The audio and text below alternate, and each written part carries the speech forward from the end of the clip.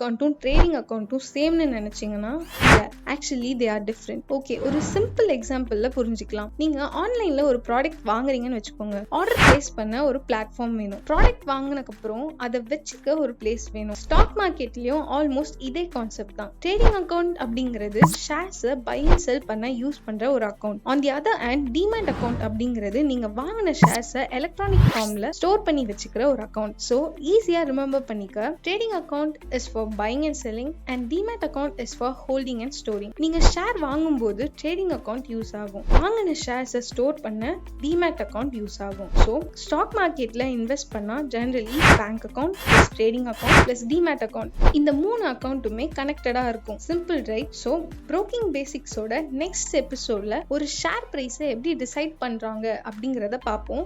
அதுக்கு மறக்காம இந்த சேனலை ஃபாலோ பண்ணிக்கிட்டு இந்த வீடியோவை லைக் பண்ணிக்கோங்க.